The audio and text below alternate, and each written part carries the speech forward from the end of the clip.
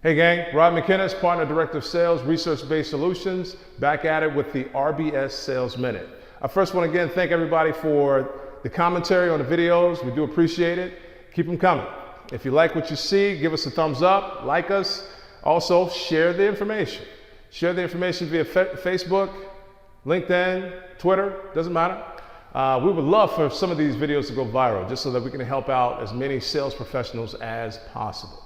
Okay.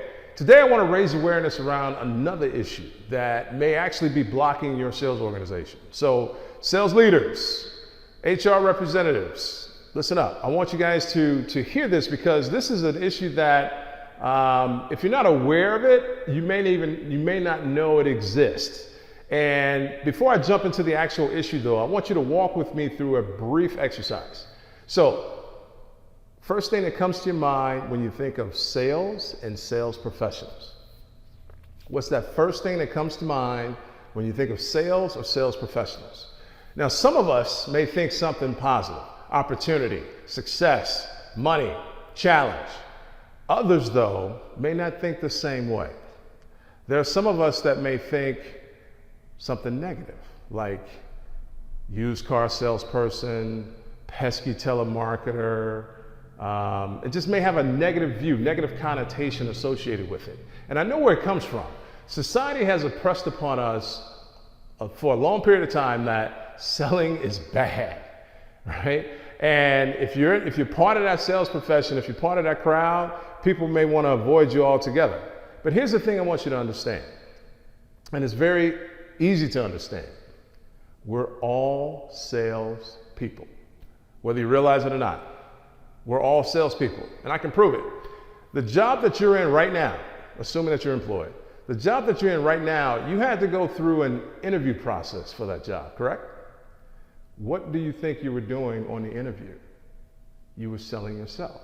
You were selling yourself to the decision makers that you can perform in that job function. So we're all salespeople. But what happens though is that many of us, we don't take pride in the sales profession at all. We don't have that positive view. It's something that we measure called sales identity. And what we're measuring is a person's view and a person's degree of pride in the sales profession. And what we find is a lot of top producers, a lot of top performers tend to have higher sales identity scores.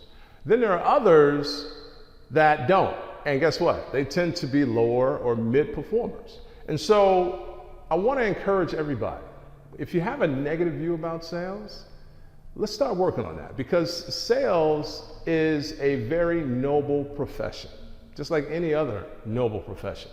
However, I know we have a small population of renegades that can make us all look bad. But let me ask you this, the medical profession, are there renegades in the medical profession? Do we have bad doctors? Yeah, but is the profession still considered a noble profession? Yeah. What about the legal profession? Is that considered a noble profession? Say yes.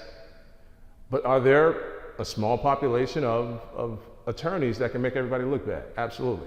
But it's still considered a noble profession. Here's my point. Have a positive view on sales. In sales, you have a great opportunity to help people achieve something that they're trying to accomplish. And this, again, I'm coming out of the spirit of sales is something that helps people, not forcing a product on a person. There's a very distinct difference. But if we have a positive view of the sales profession, it actually will come through in your sales interactions. Same thing if you have a negative view. For example, let's just say you're in a sales interaction right now, or your people are in a sales interaction with a customer or prospect, and the sales professional has a low sales identity. Here's what can happen.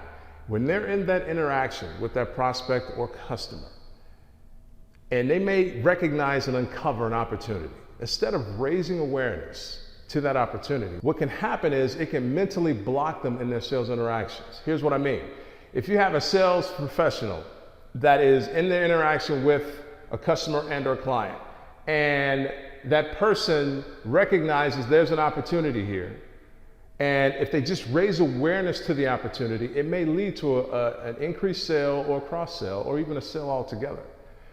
However, what blocks them is, I don't want to sound salesy, or I don't want to sound like that used car salesman. So they let the opportunity float right by them.